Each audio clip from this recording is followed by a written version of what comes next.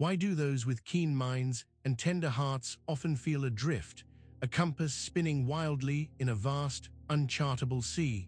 It's a question that echoes in the quietest moments, a whisper of a forgotten language spoken by the soul. It's as if some essential part of us has been muted, its vibrant song reduced to a phantom hum. This disconnection isn't a failing. It often points to something far more profound, a truth buried beneath layers of societal expectation and personal doubt. This video delves into the shadowed corners of the psyche, exploring the concept of the inferior function, not as a weakness to be corrected, but as a primal, unfettered oracle. Think of Hephaestus, the god of fire and the forge, lame and banished from Olympus, or Moses, the great liberator, whose voice faltered with a stutter. These weren't limitations. They were the very conduits through which their immense power flowed, albeit twisted and misunderstood. We begin our exploration here, not to offer easy answers, but to guide you on a journey of deep introspection. Consider those aspects of yourself that feel useless, embarrassing, or deeply shameful. What if these are not flaws, but rather the most potent tools for navigating the labyrinth of self? What if the very things you've tried to hide are the keys to unlocking your truest alignment? This is an invitation to exhume your own unclaimed psychic gold, to re-examine the cast-off fragments of your personality. The question that lingers then is this: what part of yourself have you cast out, mistaking it for your eternal flaw when it might just be your most direct path back to the self? And real quick, make sure to subscribe and hit the notification bell for more videos just like this. Now let's get started. There's a peculiar silence that descends upon us, isn't there?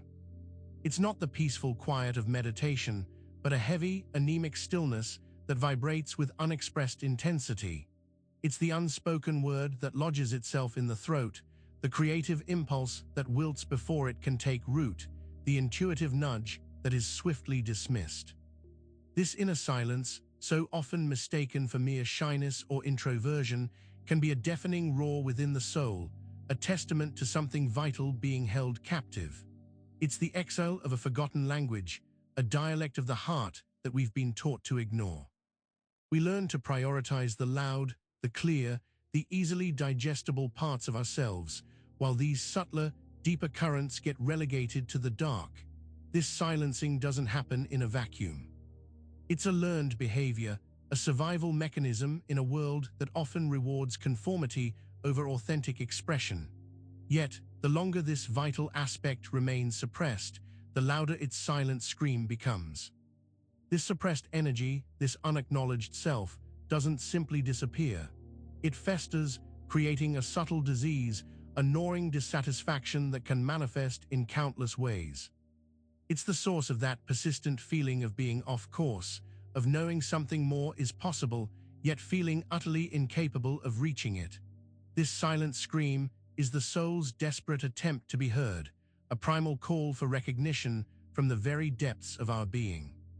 We've all felt it, that internal dissonance, the disconnect between who we feel we might be and the persona we present. This is the initial tremor before the profound realization of what has been muted. And it's within this profound inner silence, screaming to be acknowledged, that the next layer of our journey begins, leading us into the neglected territories of what consciousness leaves behind. Consciousness, in its relentless march forward, is a discerning gatekeeper. It selects what is vital for immediate survival and social integration, meticulously cataloging the acceptable and the functional. But in this necessary windwing, much is left behind. These are the fragments, the discarded potentials, the undeveloped talents that don't fit the current narrative of who we believe ourselves to be. They are cast into the shadows, treated as extraneous, even burdensome. Think of it like a great sweeping away, a clearing of the path for the conscious mind to tread. What is left behind are not mere remnants, but potent, raw energies. These could be deeply intuitive ways of knowing, a capacity for profound empathy, or a unique artistic expression that seems outlandish in the light of day. They are the undeveloped aspects of our psyche, the untamed wilderness within our own souls. And often, they are the very qualities that hold the keys to our fullest expression. This act of leaving behind is not an indictment of consciousness, but a natural process. However, when these discarded elements are not acknowledged and eventually integrated, they begin to exert their own gravitational pull, subtly influencing our lives from the periphery. They become the ghosts in the machine, the unconscious drivers of our behavior, the source of that unsettling feeling that something essential is missing. These forgotten pieces are not inert. They are alive, imbued with a longing to be recognized, to be reclaimed. They represent an unfulfilled potential, a vital missing link in the chain of our identity. To truly understand the depth of this inner silence, we must explore what these cast-off pieces signify and how they exert their phantom influence. This brings us to the concept of the compass inversion, where what we discard may, in fact, be pointing us in the right direction. Imagine your inner compass, the innate ability to sense true north, to discern right from wrong, to know your own path. What happens when this compass is faulty, or worse, deliberately inverted?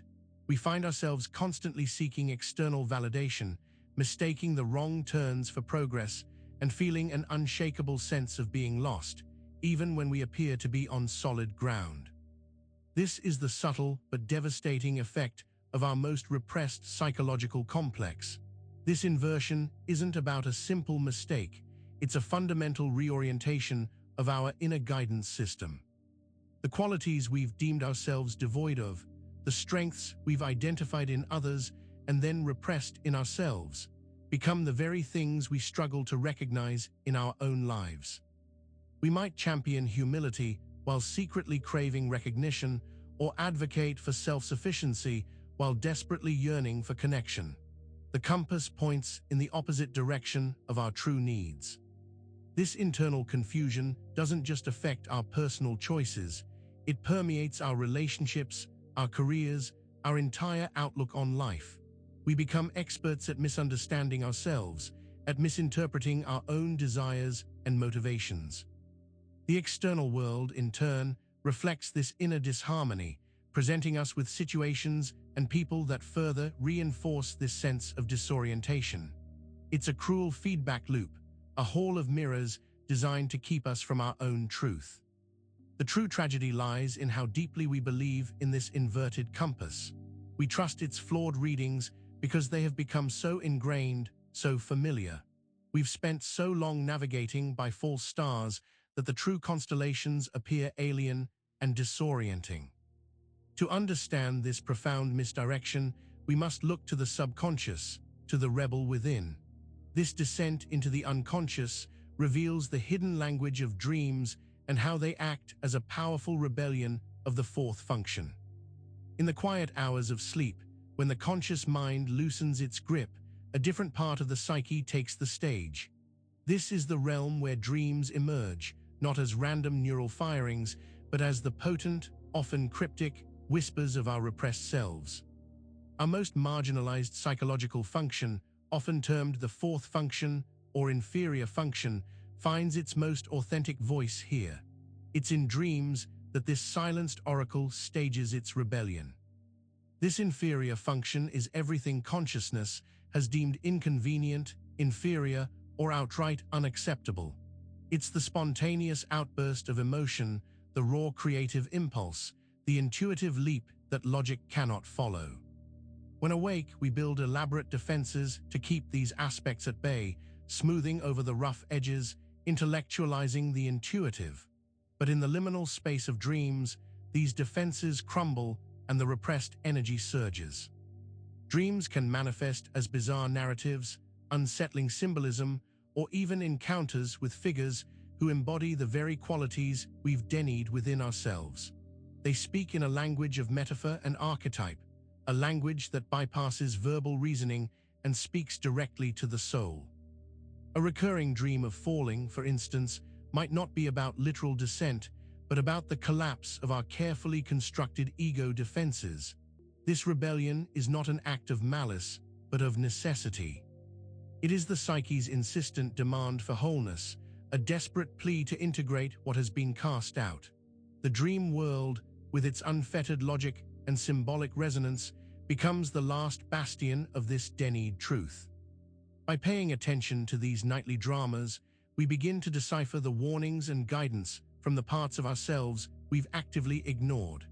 This insight into the rebellion of the subconscious prepares us to face a powerful figure who embodies a similar struggle, the myth of Hephaestus and the divine limp. Consider Hephaestus, the Olympian god of fire, the forge, and craftsmanship. He is the divine artisan, capable of creating wonders that even the gods marvel at. Yet he is also the god who was cast from Olympus, lame, bearing a physical imperfection that marked him as different. His limp was not just a physical affliction, it was a profound metaphor for his outcast status and the unique perspective it afforded him. Hephaestus's lameness was a constant reminder of his otherness, a physical manifestation of the rejection he experienced. But this very otherness became the source of his incredible power. Banished from the conventional spaces of divine power, he retreated to his forge, a place of intense heat and transformative pressure. It was in this isolation, marked by his flaw, that he honed his unparalleled skills. The fire he commanded became a reflection of the intense inner world he inhabited. His physical imperfection, the divine limp, did not diminish his creative force, it intensified it. It forced him into a different mode of engagement with the world, one that relied on his intricate skill and profound understanding of material. He couldn't rely on brute strength or swift movement, so he developed an almost magical ability to shape and imbue with spirit. His creations were born not of ease, but of struggle and deep insight. This myth speaks to us because it mirrors the internal experience of many. We carry our own perceived limps, those aspects of ourselves we deem flawed and often hide. Yet within these imperfections lies an untapped wellspring of creativity, resilience, and profound wisdom.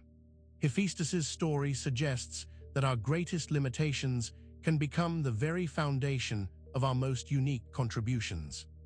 The divine limp, then, is not a curse, but a crucible, and this transformative fire leads us to consider our own internal structures, like the stark geometry of Tarot 4. In the silent language of the Tarot, the number 4 often symbolizes structure, stability, and established order. The Emperor, upright in the 4th position of many spreads, embodies authority, control, and the father archetype.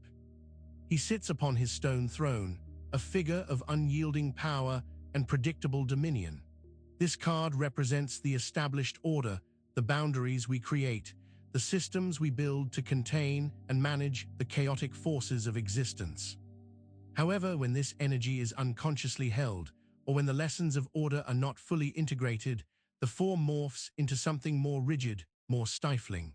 It becomes the square you refuse to step outside of, the confines you build around yourself that, while offering security, also imprison your true nature.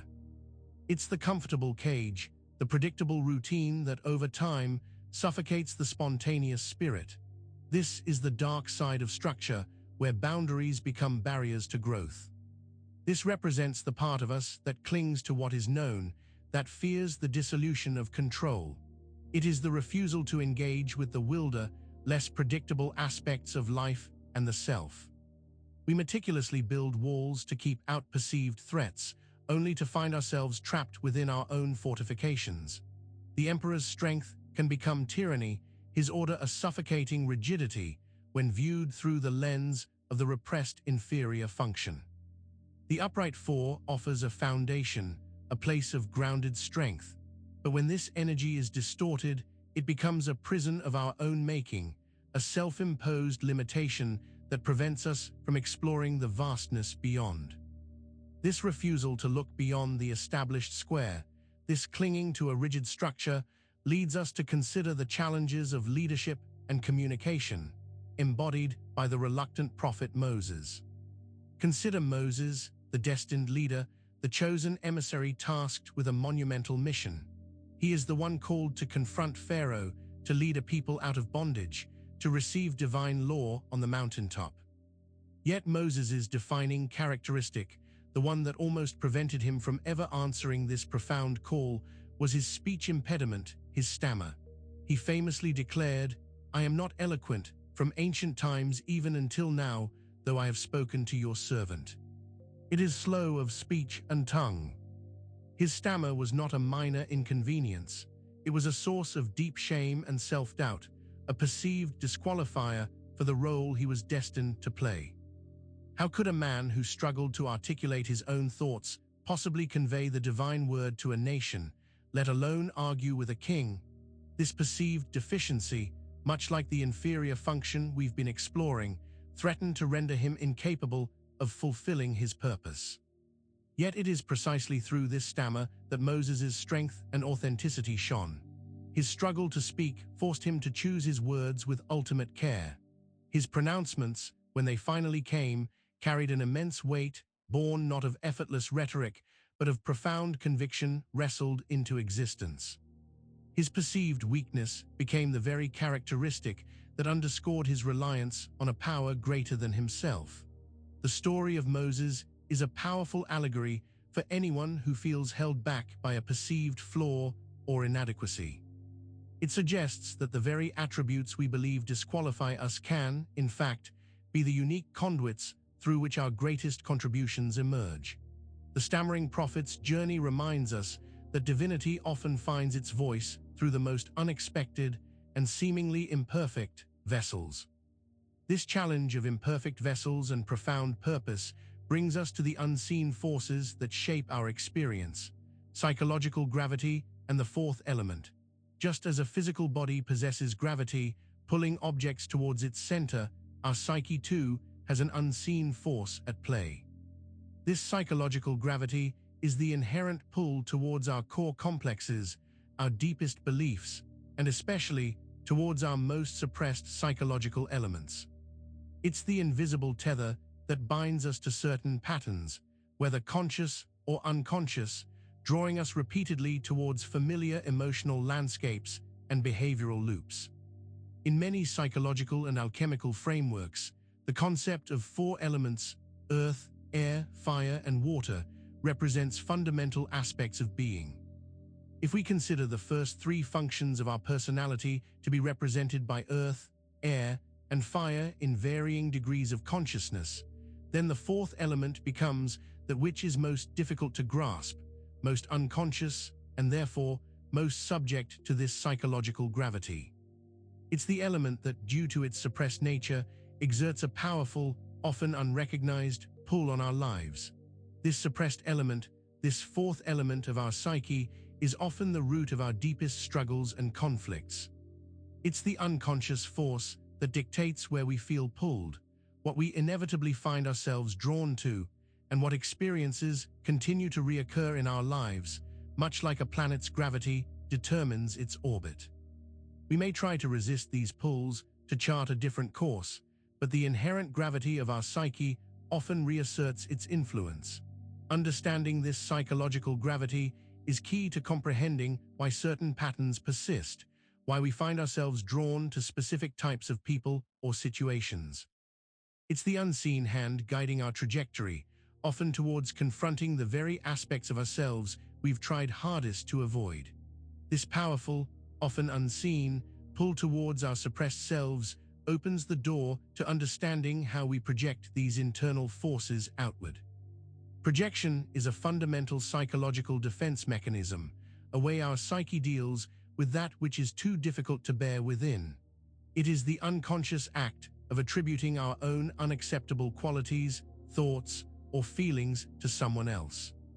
We look out at the world and see not what is truly there, but a distorted reflection of our own inner landscape. And perhaps the most potent form of projection involves the qualities of our inferior function. That aspect of ourselves we have relegated to the shadow, the part we deem flawed or unworthy, does not cease to exist. Instead, it is exiled and then, quite ingeniously, projected onto others. We become acutely aware of the faults in our neighbors, colleagues, or even strangers, faults that bear an uncanny resemblance to the very things we've disowned within ourselves. We might criticize someone for their perceived arrogance, while secretly harboring a deep fear of our own power. This process is a masterful act of self-deception designed to keep the ego intact. By casting our unwanted traits onto others, we create a distance from them, effectively saying, "That is not me, that is them."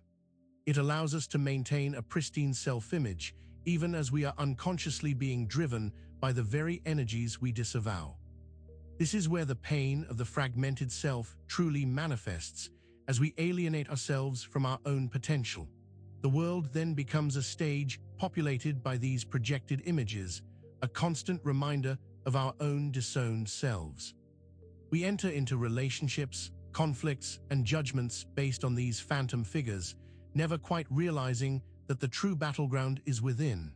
Recognizing the patterns of projection is therefore a crucial step towards reclaiming what has been exiled.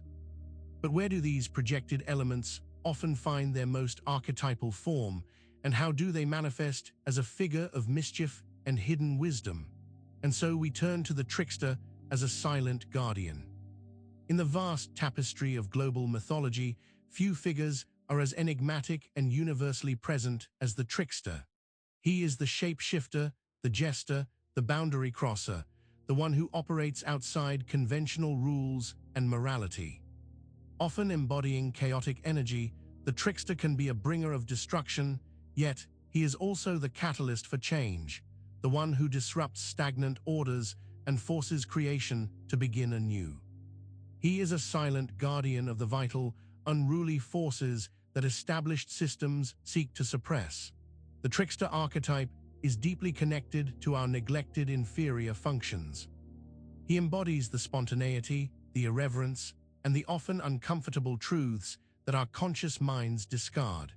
His actions, though seemingly nonsensical or even destructive, serve to highlight the absurdity and rigidity of the established order, including the rigid structures we build around our own egos. He is the embodiment of the unconscious bubbling to the surface, often in the most unexpected and disruptive ways. He appears in human stories as the mischievous raven stealing light, the cunning fox outsmarting hunters, or the clown who reveals profound truths through laughter and absurdity. The trickster never offers direct solutions.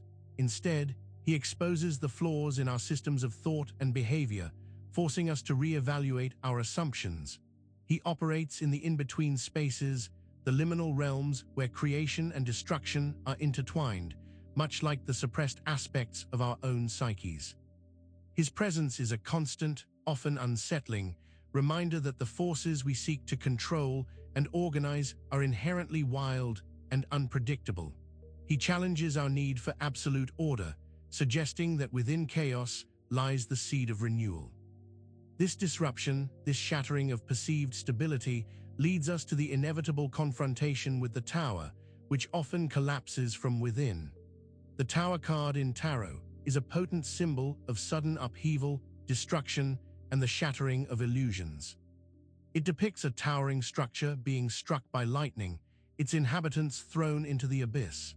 It signifies external forces of chaos and change that dismantle what we believe to be solid and secure. However, the most profound collapses, the most devastating destruction, often begin not with a bolt from the sky, but with a tremor from within. When our inner structures, the beliefs and defenses we've built to protect our fragile egos, become too rigid, too disconnected from our authentic selves, they create an internal pressure. This internal scaffolding, designed for stability, can become a prison. The unacknowledged aspects of ourselves, the inferior functions we've suppressed, begin to exert their force against these walls. Like a fault line developing beneath a city, the damage is unseen until it is catastrophic. This inwardly driven collapse is often the violent expulsion of pent-up energy. It's the dam breaking after years of holding back a rising tide. The lightning striking the tower might be an external event, but the vulnerability, the pre-existing cracks, were already present due to our internal repression. The destruction then serves not just as an ending, but as a clearing, making way for something new, however terrifying the process may be. This internal crumbling is a stark reminder that true security does not come from building higher walls, but from integrating all aspects of ourselves, even the disowned ones. The tower's collapse from within signifies the psyche's desperate attempt to break free from its own self-imposed limitations, demanding a radical rebirth. This alchemical process of destruction and renewal brings us to the transformative power of alchemical fire and the broken vessel. In the ancient art of alchemy, fire is not merely a destructive force, but a transformative agent. It is the ignes, the fire that purifies, separates, and refines. Alchemical fire is the intense heat that melts down the base metals of our psyche, burning away impurities and revealing the latent gold within. It is the crucible where transformation, however agonizing, takes place. And often, this fire works upon a broken vessel. A broken vessel might symbolize a wounded psyche, a personality fractured by trauma, or an ego that has been fundamentally shattered. It is a container that can no longer hold its contents in a stable form. Yet, these broken vessels are precisely where alchemical work is most potent. It is within the cracks, within the vulnerabilities, that the intensely transformative fire can penetrate most deeply, reaching the very core of what needs to be transmuted. The process is inherently paradoxical. The fire that breaks the vessel is the same fire that, through breaking it, offers the potential for a new, more resilient form. Think of kintsugi, the Japanese art of repairing pottery with lacquer dusted or mixed with powdered gold. The cracks are not hidden, they are celebrated, becoming part of the object's history and beauty, making it more valuable and unique. This alchemical fire, acting upon the broken vessel of our psyche, represents the painful but necessary process of confronting our deepest wounds. It is the confrontation with the parts of ourselves we've tried to mend or hide. This fiery purification, however, is not without its challenges, and it ultimately leads us to a place of potent repulsion, revealing the gate of return. There are moments when we encounter something that triggers an intense feeling of disgust, aversion, or outright repulsion. It might be a person, a situation, an idea, or even a feeling within ourselves. We instinctively recoil, wanting to push it away, to erase it from our experience. Yet, paradoxically, it is often within these very points of powerful repulsion that the gate of return to our integrated selves is hidden. Our intense reactions of disgust are often indicators of deeply buried aspects of ourselves that we cannot tolerate facing. That person whose arrogance triggers your anger might be mirroring a repressed desire for power within you. That situation you find utterly unbearable could be touching upon a profound, unacknowledged fear. Repulsion is a powerful signal, a bright red flag waving from the unconscious, pointing towards what needs to be reclaimed. The gate of return is not found in comfort or familiarity, but in the willingness to confront these uncomfortable truths. It requires a courageous descent into the very feelings and scenarios that make us want to flee. By exploring the roots of our repulsion, by dissecting the source of our visceral aversion, we begin to understand the exiled parts of ourselves that are crying out for integration. This turning towards what we most want to push away is the alchemical act of transformation. It is the brave willingness to embrace the shadow, to acknowledge that what we find most hideous in the outer world may, in fact, be a part of our own disowned inner landscape. This transformative act of turning towards repulsion subtly reconfigures the forces that govern our lives, bringing the strict architect of suppression into focus. Saturn, in its mythic and astrological significance, is often understood as the great limitation, the architect of structure, and the stern disciplinarian of the cosmos. It represents the boundaries, the rules, the karmic laws, and the very forces that impose order, and often suppression, upon the raw energies of existence. Saturn is the embodiment of consequence and the inevitable reality of structure, both helpful and hindering. When we speak of Saturn as the architect of suppression, we are referring to the internalization of these limiting principles. It is the part of us that dictates what is right and wrong, often based on external conditioning and fear of consequence. Saturn's energy can manifest as the inner critic, the voice that tells us we are not enough, that we are breaking the rules, or that we are destined to face harsh limitations if we stray from the prescribed path. This internal Saturn builds formidable defenses, creating rigid psychological structures that keep the more fluid, spontaneous aspects of our being contained. It enforces a sense of time, responsibility, and the weight of existence, often at the expense of joy and uninhibited expression. The fear of Saturn's judgment, the fear of failure, of exile, of ultimate consequence, can lead us to meticulously police our own thoughts and behaviors, effectively suppressing what feels too wild or too free. While Saturn provides essential structure and teaches us valuable lessons about discipline and responsibility, its shadow side is the stifling of potential. It can become the internal jailer, guarding the unconscious with an unyielding grip. This strict guardian's influence can be understood through the lens of how we see ourselves reflected in another, particularly in the complex dance of the anima and animus.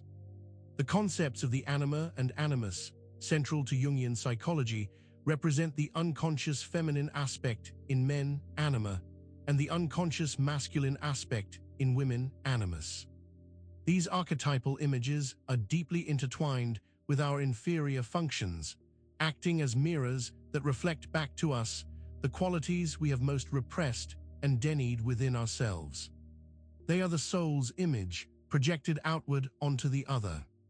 When our inferior function is underdeveloped or rejected, it often finds its expression through the anima or animus. For a man whose inferior function is, say, intuition, he might project this undeveloped intuitive capacity onto the women in his life, seeing them as mysterious, irrational, or overly emotional. Conversely, a woman with a repressed logical function might project this onto men, seeing them as cold, domineering, or detached. These projections are not passive observations. They are deeply felt, often romanticized or demonized, images that profoundly influence our relationship choices and interactions.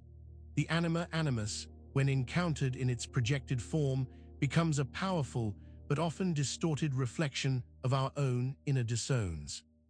We are drawn to, or repelled by, individuals who embody the qualities of our own undeveloped or rejected functions. To truly integrate our inferior function, we must begin to recognize these projections. The anima and animus are not simply the opposite sex within us. They are the carriers of our most unacknowledged psychic material. They are the veiled figures who offer a glimpse into our own lost potential, waiting to be recognized not as other, but as a fundamental part of our own psyche. This recognition is the first step towards a profound descent, a descent into the diver's bell, where the deepest self awaits. Imagine descending into the ocean's depths, a realm teeming with mysteries, where light barely penetrates and the pressure is immense. This is the journey into the unconscious, into the very core of the self, and the diver's bell is our symbolic vehicle for this exploration. It's the protected space that allows us to venture into the crushing depths of our psyche without being annihilated by the unknown, allowing us to encounter the hidden truths of our inferior functions. The diver's bell represents a conscious container, a safe passage that enables us to confront the repressed, the disowned, and the deeply buried aspects of our personality. It allows us to bring a focused awareness into the chaotic, often fearsome, landscapes of the unconscious, where our inferior functions reside. This descent is not about escaping reality, but about diving into its most profound and hidden dimensions to find what has been lost.